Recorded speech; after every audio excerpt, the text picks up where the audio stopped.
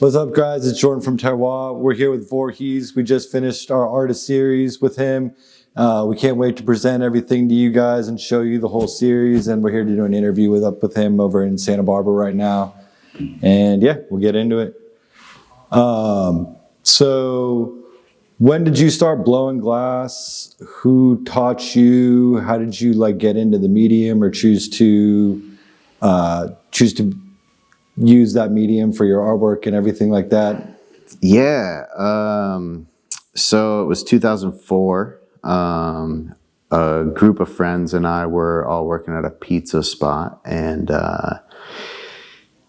one of them was Adam G, and this other guy, a good friend of mine from high school, Sean, and they kind of both got into the glass at the same time. I don't remember, they took some classes maybe, but all of a sudden they're blowing glass in Adam's sunroom at his parents' house. And we're going to work, making pizzas and stuff. And I had always been creative. My dad was an artist. My great grandma was an artist. And I had always drawn and painted and done a bunch of stuff like that. And Adam gave me the opportunity 2 years after he had started to come blow glass, and he sold me a torch for $25 and gave me a bunch of scrap color. And it was him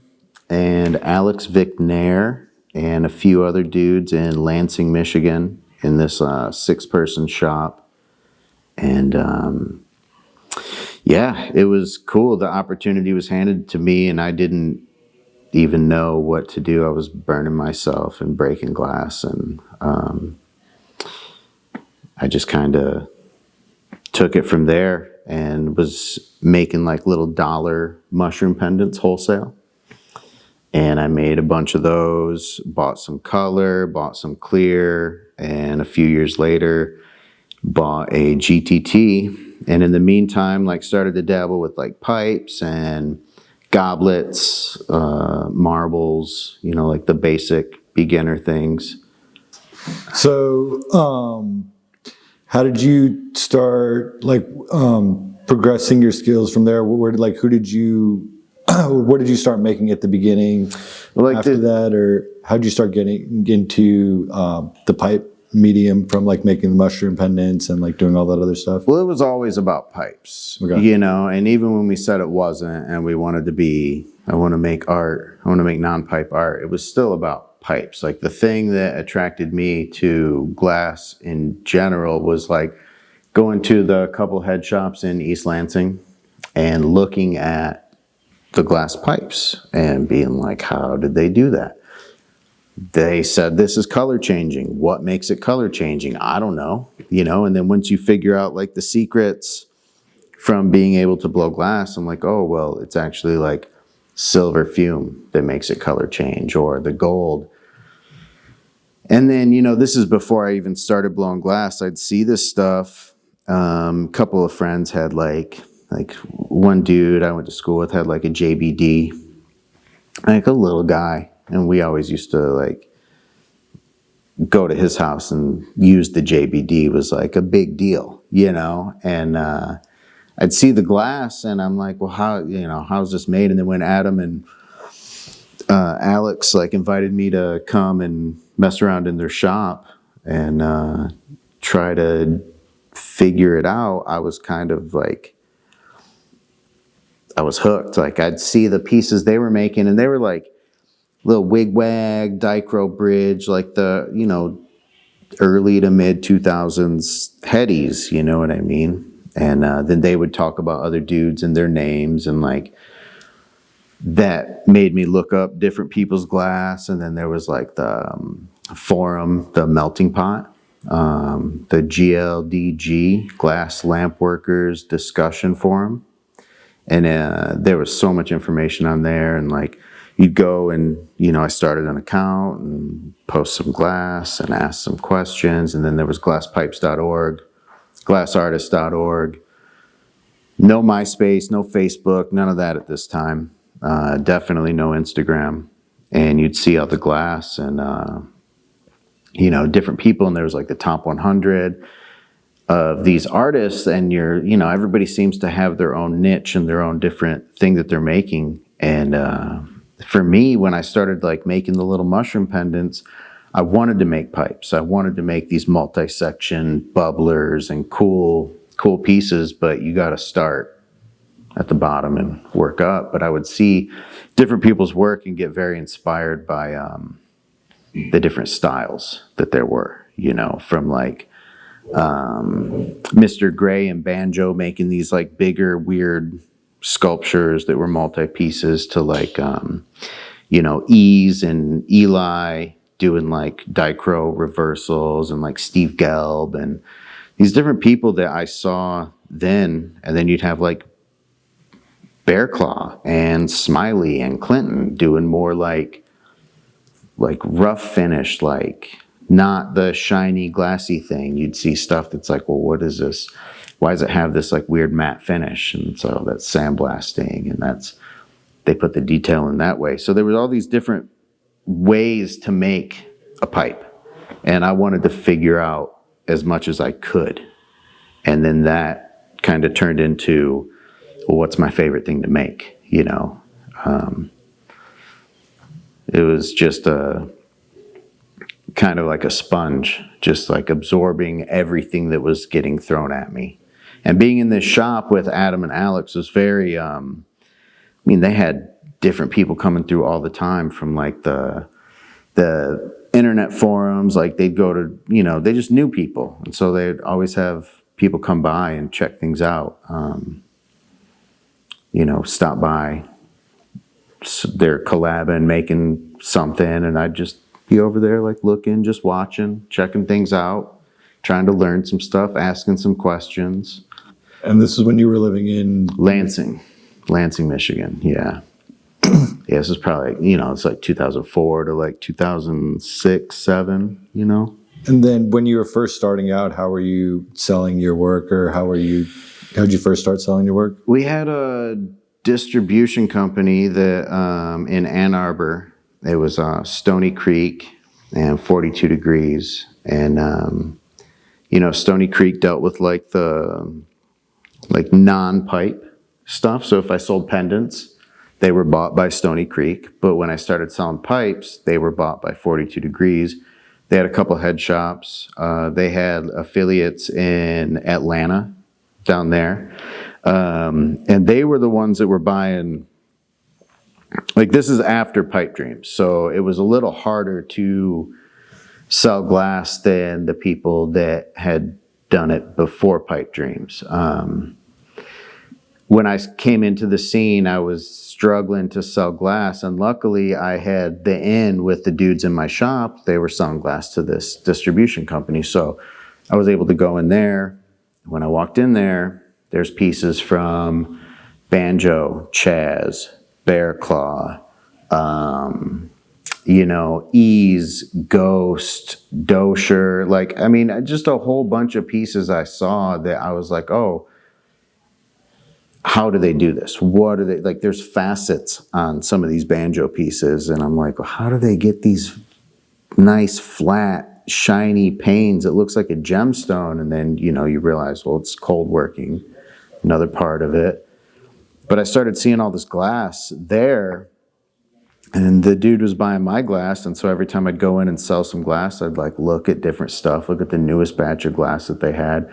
Anything from like different inside out spoons and fume stuff up to like some crazy like bear claw headdress faces that are like Egyptian or like artifacty inspired, very, very different than the normal glass pipes that I was used to seeing at the head shops I was going to, like the color changing glass. But yeah, selling stuff to him. I would go after a couple years, once like things started changing, I started to fill up gun cases, and I'd plan a route in my car, and I would go from like, Ann Arbor to Detroit, Toledo, and then I'll circle back through Chicago and back up, and I'd do like just cold call head shops, you want to buy my glass? I'm driving through. Can I show you what I have? Some people I'd drive 2 hours out of the way and sell nothing. And then I'd drive another 2 hours a different way and I'd sell everything.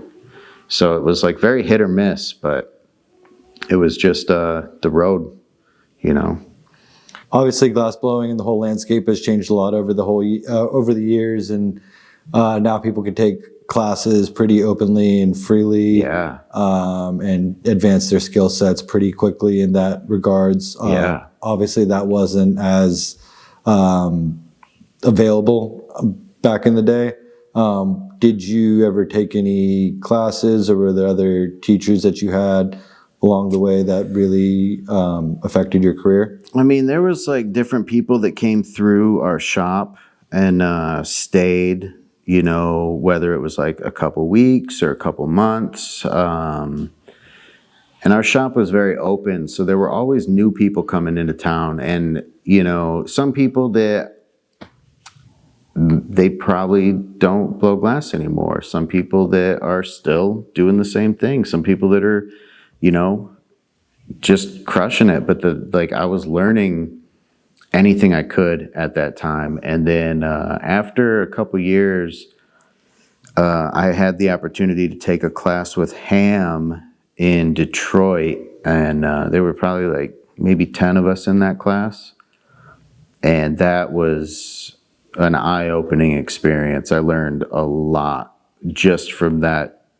I think it was a 2-day class. It was really cool because Ham, I mean, that dude knows how to move some glass. Yeah. He knows how to make some glass do what he wants it to do. Yeah, definitely a visionary. And he was willing to share, like in this class, he was told us stuff that was way above my head that I didn't even realize until I thought about it later, years and years past, where I'm like, I'm doing this thing now, like putting the head inside. He showed us how to like bridge with, fiber tape and cardboard to put something inside a tube and do a seal that way. And I didn't even realize it until, I'm already doing it. I'm like, I saw this guy do it then. It's pretty interesting, But at the time when he was teaching us, I'm like, I don't know what I'm going to do with this information. Mm-hmm. But I stood there and absorbed it, Other than that, I went to like the Art Glass Invitational, which is like a AGI. It's like a glass camp in rural Pennsylvania that they did for a while. I went to that, and that was pretty cool because it was just a whole bunch of artists, like the campground over here, a bunch of different buildings, people doing all types of stuff, like demos from, Emilio Santini and Robert Mickelson, just to name a few. I mean, this was like 2006, something like that. I don't remember a lot, but it was a good time, I learned a lot from that stuff. And then just like figuring things out, I had really good teachers, and that was a huge thing to my success. The guys in my shop were willing to teach me pretty much anything I wanted to know. They might make me work for it, right, but they were pretty open with me learning, whatever I wanted to from them. That's awesome. You always hear about the struggles that people went through to be able to get information back in. Yeah, the glass curtain. You literally you hear about the curtain. I never had to really deal with that, and because of that, I've always been pretty open, like an open book when it comes to people asking me for advice or things. I don't hide anything. I don't, nothing's off the table. I was taught from the beginning that if you want to learn something, ask questions. You see something cool, so I did that. I had the opportunity to learn through asking questions, so it was pretty cool. I learned a lot. So obviously you mentioned, that you were looking at and being inspired from a lot of the pipe artists on glasspipe.org and everything like that, and through the distro that you were working at, you were seeing a lot of really dope glass artists and everything like that. Different head shops around town too. When I would go on the tours and like check out different shops, like saw some cool stuff. Like there was a shop in Chicago that had a Chicago area, like the suburbs, that had a ton of early-ish Deppy work.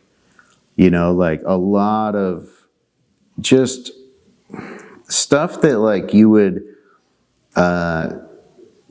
even see a lot of this stuff on glass pipes, like some of it, you know, but you'd always hear about these pieces, or you know, people would talk about this shop in the Chicago area that has these pieces, or like even 42 Degrees in Ann Arbor had a really good, like not just the distribution, but the actual shop that was in downtown.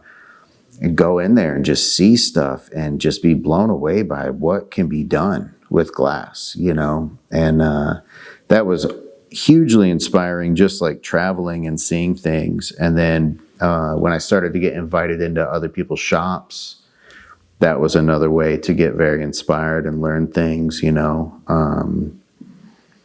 But I get bored very easily. So when it comes to like making the same thing, or like I might be stoked on this today, this design, this technique, whatever, but then a few weeks go by and, you know, I see something else and I'm like, okay, that's cool. I learned it. I figured it out. Maybe I'll come back to it.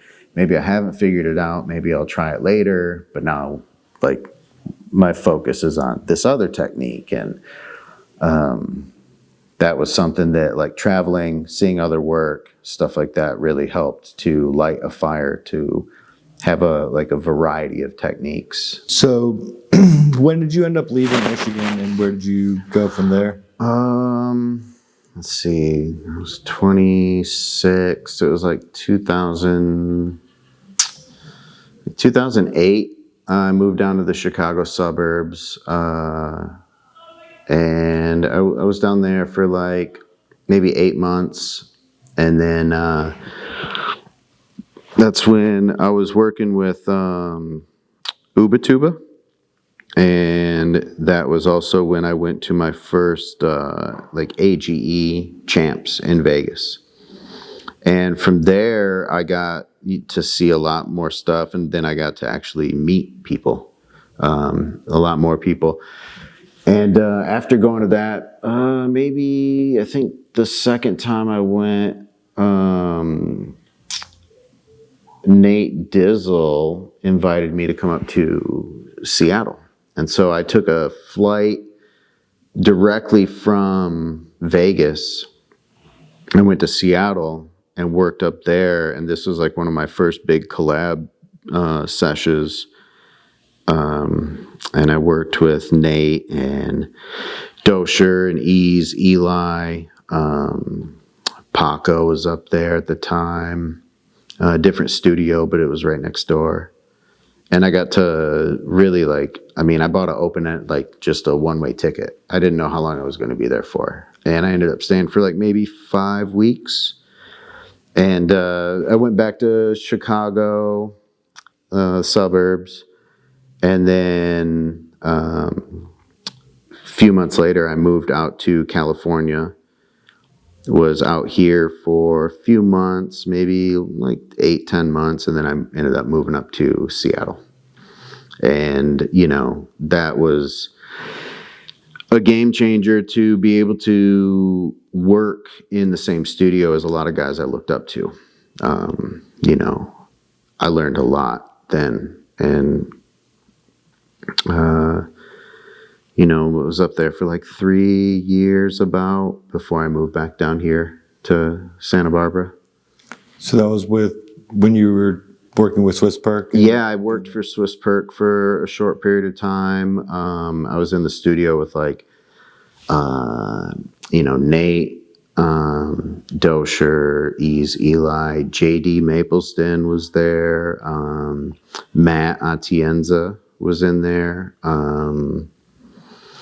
You know, bunch of people would pass through there. Nate hosted some classes there with some people that,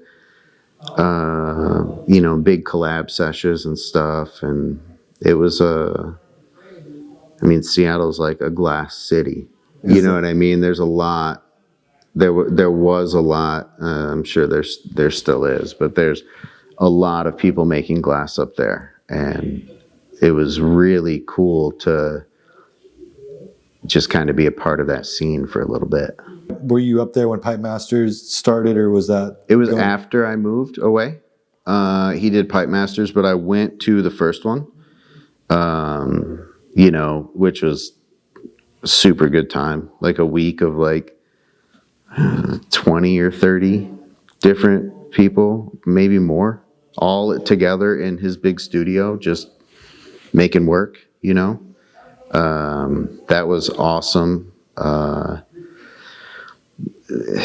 That shop was just such a magnet for people to come through and hang out, for just different art in general too. Like a lot of like muralists and painters would come through there.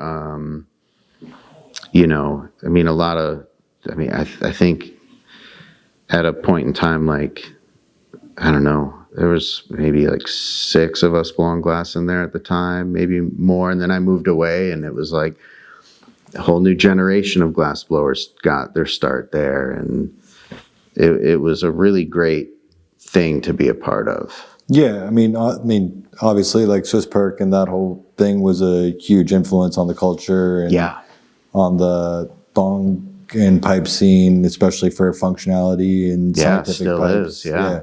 Obviously, still to this day. But from the get-go of that, like I remember when I was in college, it was like, the Swiss Perks and the Sovereignties were just, and the Toros were, just starting to really get their go of it, and like the scientific movement for sure pipes was really starting to get for sure, man. And that was like right around the time that Toke City was really starting to get going as well. Were you on Toke City, or did you have a? Yeah, I was on there for a little bit. Yeah, and that's when I got like kind of into making like bong slides, things like that. Post some stuff. I built some relationships through there with different shops at the time. It was once again, it was before really like Facebook, MySpace, and Instagram, existed, way so before. It was like you had like glasspipes.org and then Toke City, and Toke City kind of brought things into got you into contact with the collectors. Yeah. Where glasspipes.org was mostly a way to show your stuff to other artists, or people who just knew what's up. They just go check out glasspipes.org and they could see the work. But it was mostly artists that were checking it out, posting. We all had our little portfolios and our albums and stuff on there. But Toke City was a way to bring your glass to the people, to the collectors, where they could see what you're doing, and they could contact you directly, and they could buy stuff, purchase directly from you, and then shops would hit you up and they'd like, oh, hey, I want to order for whatever, this and that. And then that was like one of the first big ways of me selling glass without having to either, do the tour, drive around the cities, or go to like a party with a small little case of like $10 and $20 pipes. I was able to make more creative stuff, post it, people would see it, collector, new collector, they buy it, a shop buys it, Definitely. So when did you start going by Voorhees, and what inspired the name, and like when did you start really coming up with the face motif and going and developing that as you have over the years? Voorhees is my last name. Okay. I was born with that name. And I had tried to figure out like a name to go by. You had a lot of people like with these one word names, and it was almost like graffiti, where it was like that was their name, and that was, that's what they make their pipe under. And a lot of it was because of like Operation Pipe Dreams. Things weren't necessarily legal. They were straight up illegal in certain places, you know. So I always thought like, well, what name can I go by? And I never liked any of them. I'd come up with a name. My friends would be like, oh, what about this? It's like, no, it's not what I want to do. And Voorhees is such a unique name that it just worked. And I'm like, well, I'll just sign it Voorhees. And then as time goes on, it's like Instagram came out, Voorhees was taken. So I chose Mr. Voorhees. And then that kind of turned into what it is today, you know. And but yeah, thankfully I have a decent enough last name that it worked. Yeah. Nice. I used to draw a lot of heads and stuff, like faces, different than what I draw now. But it's, you know, like I was saying earlier, I saw glass that was like sculpted and cold carved with like sandblasting and then like carved with a knife, like whether it was, you know, Bear Claw or Ghost or Clinton or Scott Deppy and other people too. I mean, there's soft glass guys and, you know, like William Morris and, you know, there's just people who made stuff that I was like, that doesn't even look like glass. Like glass was like Inside Out, you know, reversals, wigwags, like glassy, shiny stuff, opals, dichro, blah, blah, blah. And, you know, to make something that was like a sculpture was something that it really attracted me to the medium. And so with faces, it's like you look at faces every day. You draw, like when you're a kid, you're drawing faces. You're trying to draw portraits. And it's like such a, it's like right there. It's like easy to see, but it's so hard to sculpt a nice looking face. And I still, like I have my signature way of doing it, but I'll like, still, you know, maybe 18 years later, try to sculpt faces in different ways and like try to do like a realistically sculpted like bust. And it's just so, it's like a whole other challenge, you know.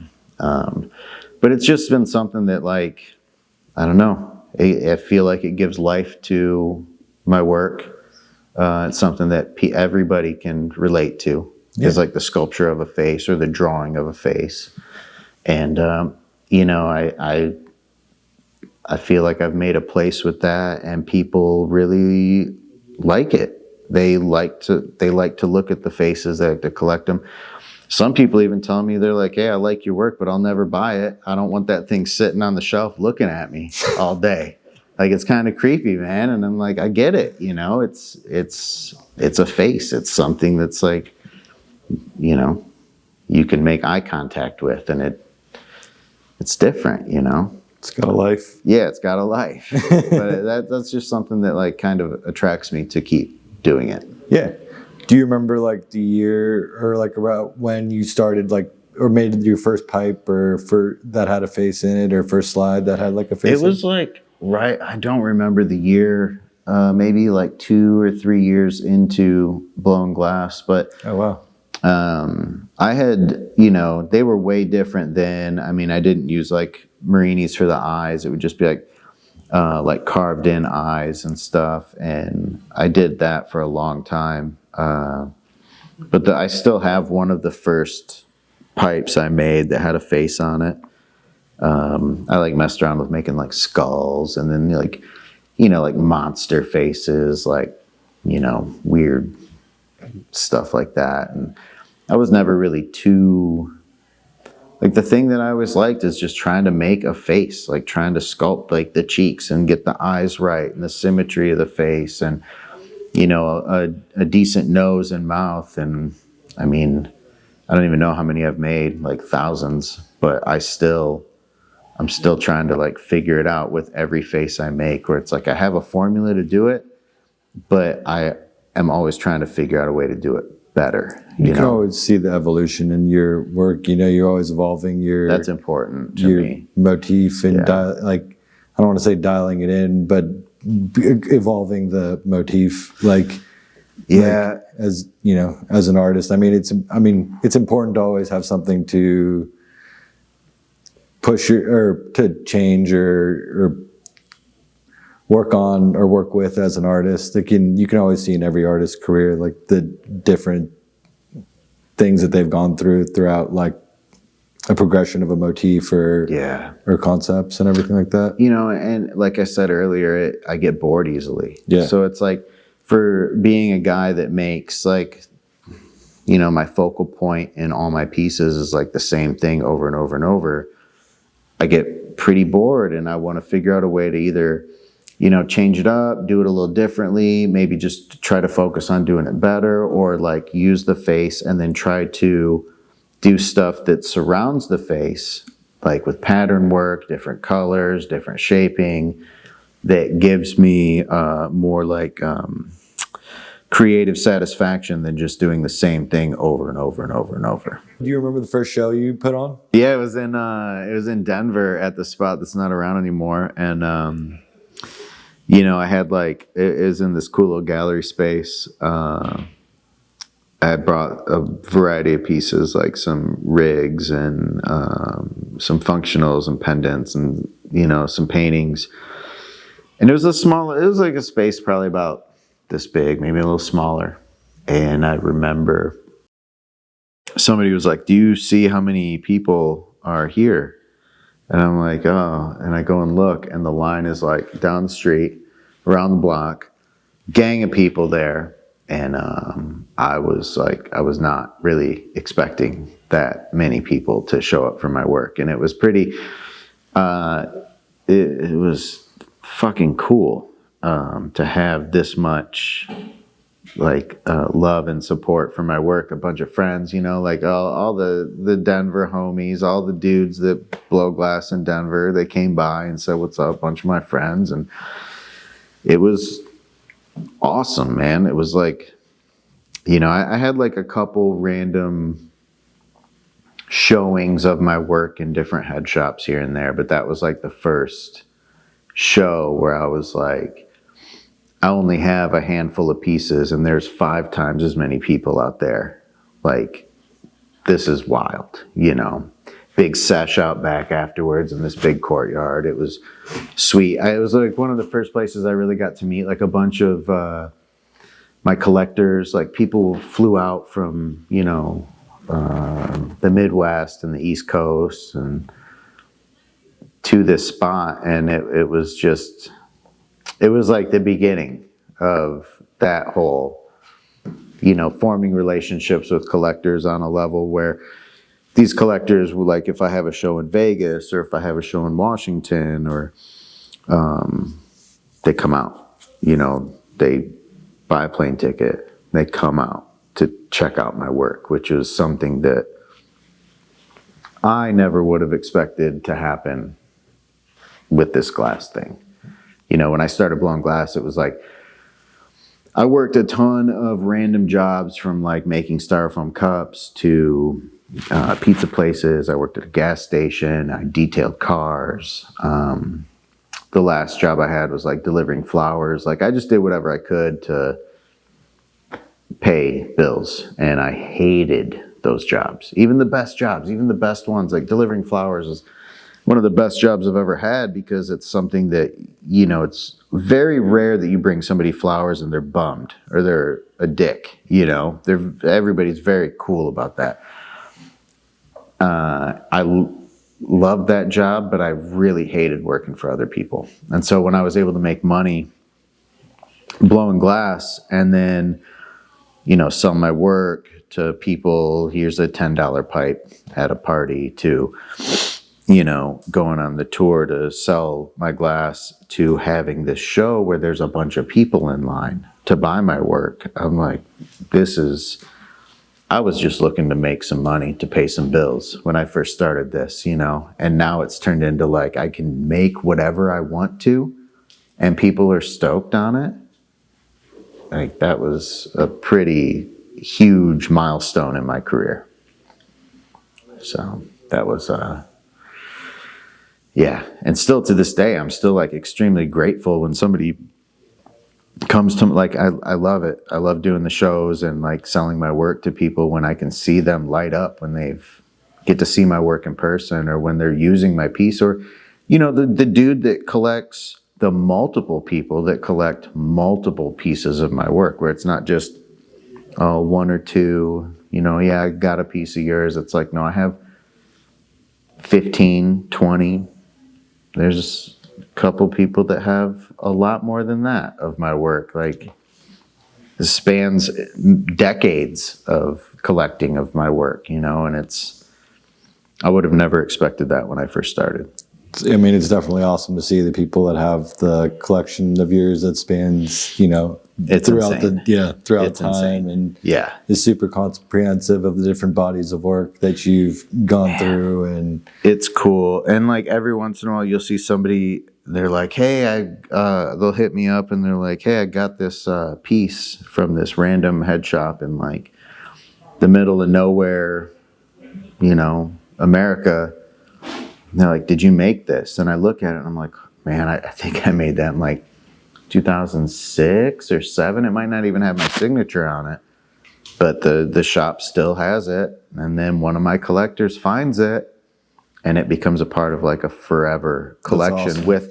And it's just such a like moment in time for those pieces where some things I'm like looking at and I'm like, did I make that? Yeah, I think I made that. Did I? I remember using that color, and it's like just so long ago, It's super cool that like my collectors search out that old stuff. They want to find that old stuff. well, it's awesome when you can find those gems that haven't been used and are very specific to a time period or body of work or something that you obviously aren't going to make again, or that shop. I mean, it's definitely like a treasure hunt where if you find a shop that like doesn't know that they have something that's a gem from back in the day, and you're able to find that's definitely something pretty cool as a collector also. It's been a wild ride, man. And to be a part of this scene where I have the freedom to make what I want, and I've felt that freedom for pretty much since I started, like to see those pieces out there that's like, maybe it's a weird one-off 18 millimeter slide from the Toke City days that, I maybe made one or two that were in that style, like the Filicellos, disc flips, and, like weird line work stuff, which I don't do much of that at all anymore. If I do, it's very rare, but that was something that I tried back then, made it into a little piece, sold it to a shop, and then it ends up in the collection of a good collector 10, 15 years later. Like it's pretty cool. Yeah. It's a pretty awesome. Cool little journey that piece has gone on. Maybe it sat on a shelf for 10 years, but then it found its home. Definitely. Yeah. No, definitely. It's awesome to see it all come together like that. So, I mean, collabing hasn't always been part of the history of the scene, and obviously got a lot of momentum in, maybe 2012 or something like that, or from kind of what I recall, maybe where people would like get together and like plan like a multi-day sesh to collab, or artists would go on like tours, hit up this shop, this studio, collab with all these people. So do you remember some of your first like kind of sessions like that, or there's some sessions stand out to you, or bodies of work that you did in some stuff like that? Definitely. Like some of the first collab sessions were in the studio I started with Adam and Alex. And we would have, they would put together these big collabs where there'd be like, I mean, my memory's hazy, but it would be like 20 people on one piece. Like we made this, this is all under the direction of like Alex and Adam. They planned everything, put it together, but there's like this big crazy double bubbler. They had probably 20 some people on it. And we all got together. We hosted they hosted people at our shop, had people come out, make this piece, and then we did it again a couple years later. Like so many people would come out and hang out, and it was all like friends of these guys or like other Michigan locals. Ubatuba would come up from the Chicago area. Man, so many people, like Bull Pusher and a couple of the Detroit guys would come up. Just random people from all over and make these big pieces. And then like the first real collab sesh I took where it was like I traveled was when I went to Seattle straight from Vegas after one of the trade shows. And I made some pieces with like Nate Dizzle, Dosher, Paco, Ease. And I mean, we made this one Swiss Perk that it was like this giant thing. I mean, the Swiss Perk chamber was like this big. There's a head, these horns. I mean, it was probably one of the biggest pieces I've ever worked on. And that one it's still around. It's in a collection. Every once in a while I see it. And there's like 7 of us that worked on that one. That was like one of the first big sessions that I was a part of. And then, after, man, that was probably like 2008. I'd say like early 2000s. I mean, early 2000s, like 2012, 13-ish. I took a trip to like Colorado and made some cool stuff for a couple weeks. Philly for a month. And that's really when I started to travel and get a bunch of work in with people. And it was like open-ended. Like I just buy a one-way ticket there. We make work.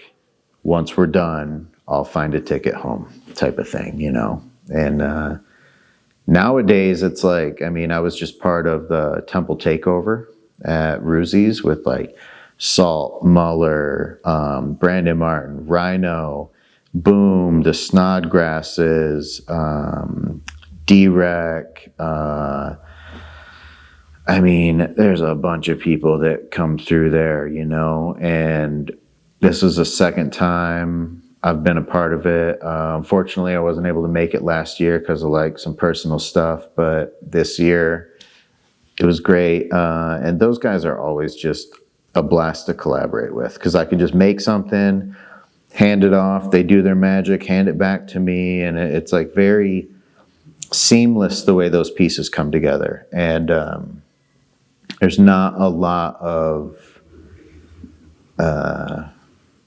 I don't have to put a lot of thought into it. It's just like easy. Like there's not like all this crazy pre-planning. We just kind of think about an idea, make it happen, and just hand stuff off, and those guys are some of my favorite people to work with because it just works. Like, and it's a good time to hang out with these dudes. They're some of my best friends, Yeah, I'm sure the energy's got to be great over there. And that's the biggest thing with collabing is having the energy right. Yeah, and being able to hang out. And it's not just about like, oh, let's make this piece. It's like, well, I want to have a good time making the piece. I want to have a good time eating dinner in the middle of making this piece and joking and talking shit and just having fun, and that's what matters the most when these pieces get made is how are we doing? Are we hanging out? Are we kicking it? Like, is it fun? Like the energy has to be right. And that's when, in my opinion, the best collabs get made. And I'm sure like all those dudes, you've worked with them a lot over the years. Yes. And have grown with them a lot, doing, a bunch of different bodies of work. Yeah.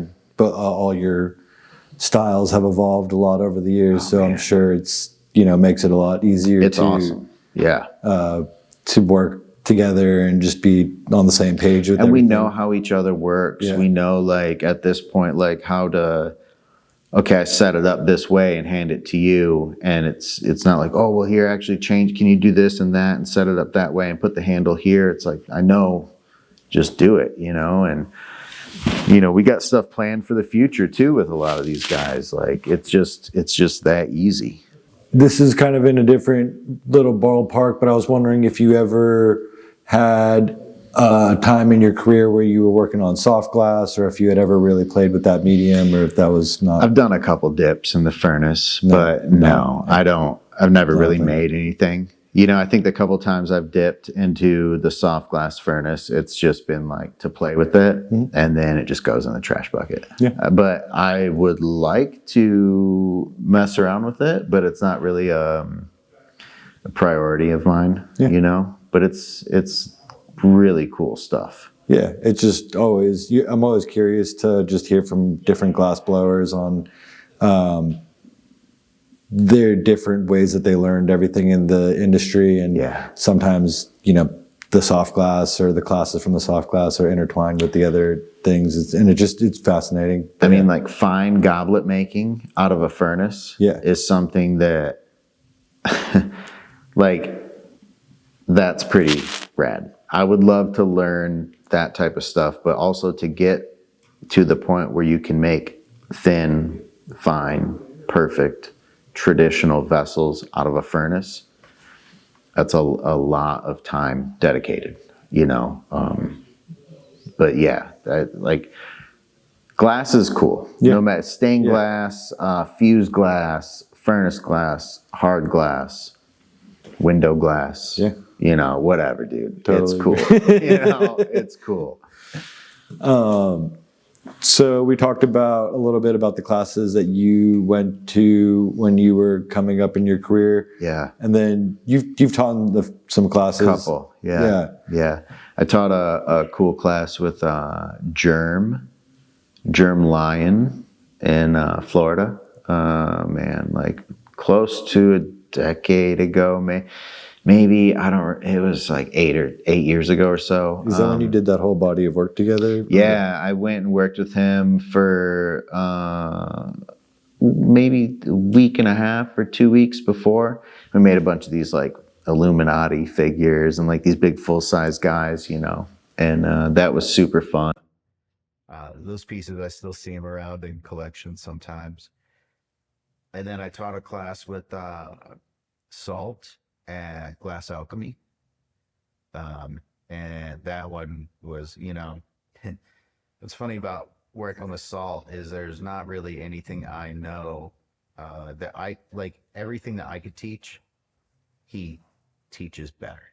So I just felt like I was like the assistant kind of, but that guy, he's just got away with glass and making it like not only just making like the techniques and stuff to make the glass, but his way of talking about it and talking it through and telling people why he's doing this way. And so like teaching a class with him, I almost felt like a student as I'm teaching the class, you know what I mean? But that was a really cool class. There was a good collector of mine in there that has turned into a pretty amazing glass blower now. He knows who I'm talking about.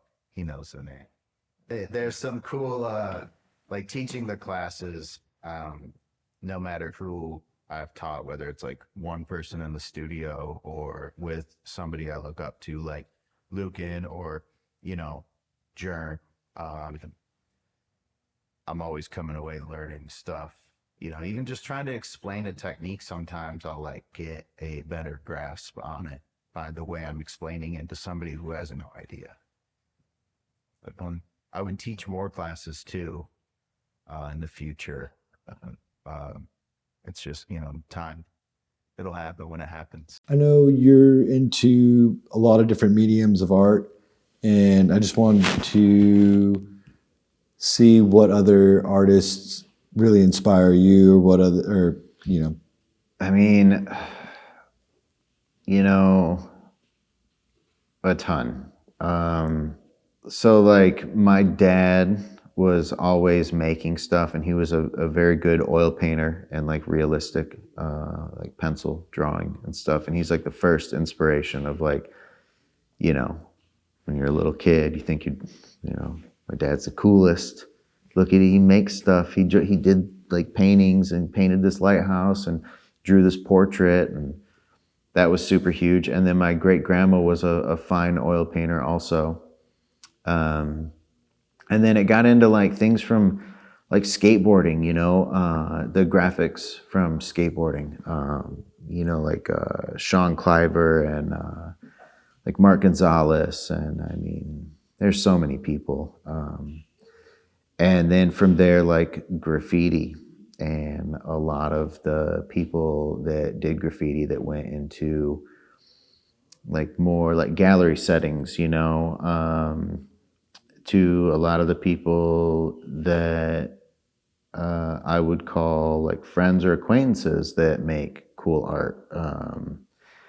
So many people, it's like hard to name a few, but it's like definitely more like, these days I'm inspired by like, there's this guy, Coulter Jacobs, that makes really awesome paintings, and they have this like throwback, like mid-century feel to them.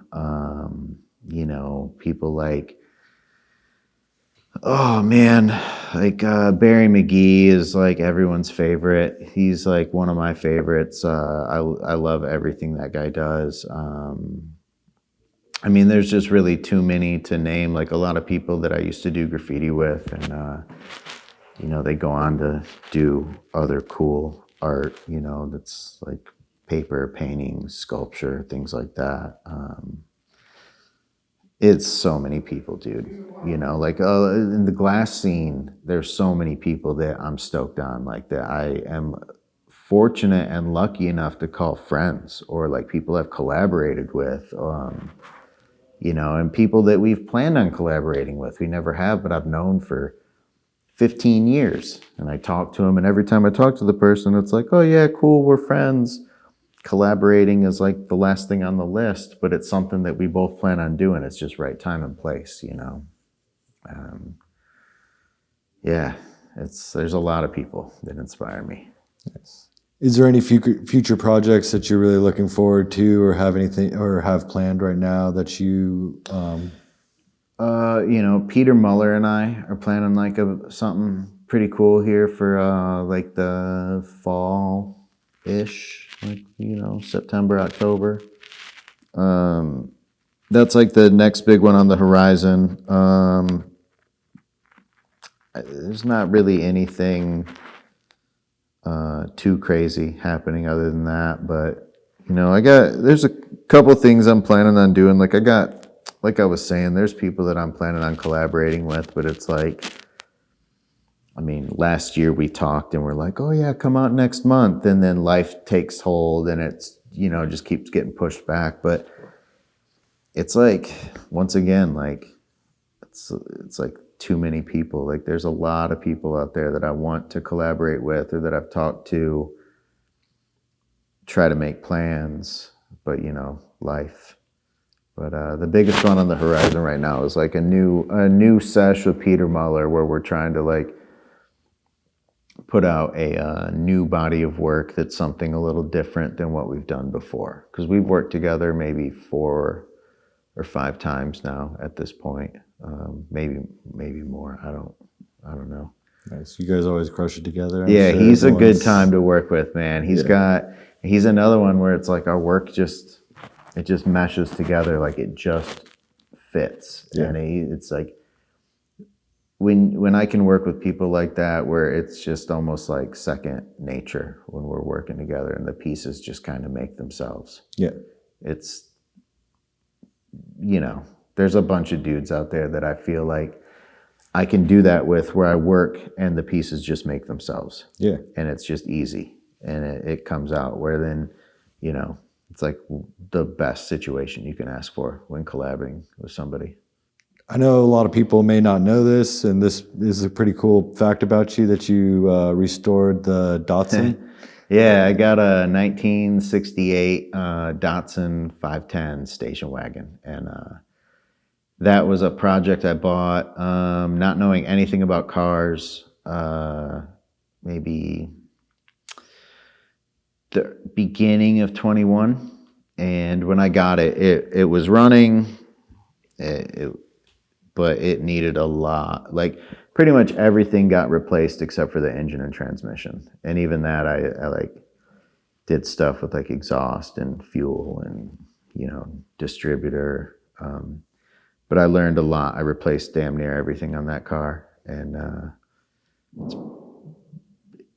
I got bit by a bug, and now I'm like, okay, once I move, buy a house, I need a garage because there's going to be more projects, more cars being built, Nice. And it's just like the classics. As much as I love like new modern stuff, like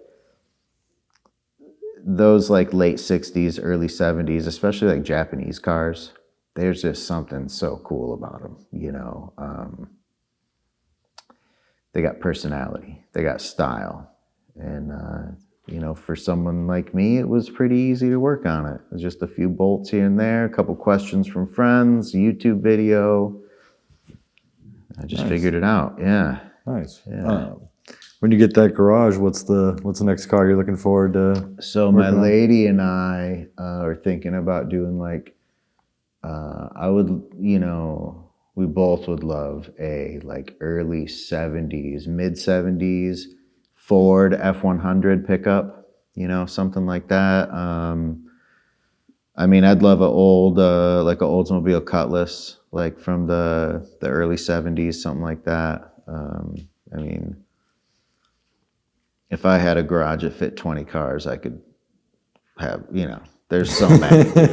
They're all from that time period, though, like late 60s, early 70s, Nice. up into the 80s. There's some cool 80s cars that I'm a fan of, too. But it's all like, weird stuff, like Buick Grand National. Like, weird, just cool. Like I grew up in Michigan where it was like GM, everything. So a lot of that stuff is like, GM, Ford, Mopar, but the Japanese cars too, they're really special, man, So that's something I've been into lately. Definitely. Yeah, it's been fun. Hell yeah. So you absolutely crushed it on this artist series Thank you, dude. we did. All the pieces came out excellent. I'm really excited to share these with everybody and show them all the amazing work you put into each one, and just wanted to see if there was anything you wanted to say about the series. Or I appreciate you inviting me to be a part of it, man. It was fun to just kind of, make these parts and hand them off and watch these tubes get built, and then plus have like a variety of other things like these clear sandblasted pieces. I think my collectors are going to be really stoked on those, to have something out of the ordinary from what I would normally offer. Same with the fully worked tubes. Like I don't normally make stuff like that. I've done a few collabs with a couple other people who make like, big fully worked, like full size tubes. But this is like a cool, body of work with like the Marini, the sculpting, fume marbles, and then the good function of these pieces. I'm pretty excited to see all this kind of, get released and see what the reaction from my collectors is, definitely. Yeah. Definitely. Yeah, I'm stoked, man. Us too. Thank you for the opportunity. Yeah, of course. You know? No, really stoked. You Hell yeah. crushed it. Really excited to Thanks, release man. everything. Thank you. Yeah. Yeah, I had fun. Yeah. Always a pleasure, bro. You're a man. I've known you for a long time now. Thanks, and Jordan. Really stoked to get in this body of work and this interview. And Dope. I'm sure everybody's going to be stoked to watch the interview and see these I awesome hope pieces. so. Yeah. Cool, man. Thanks for having me, let me ramble on a little bit. Awesome. Thank Hell you, bro. yeah, dude. Sweet. We want to thank you guys for tuning in. We want to thank Nick for this incredible body of work and just absolutely crushing it on everything. And stay tuned for the drop details and for our next artist series.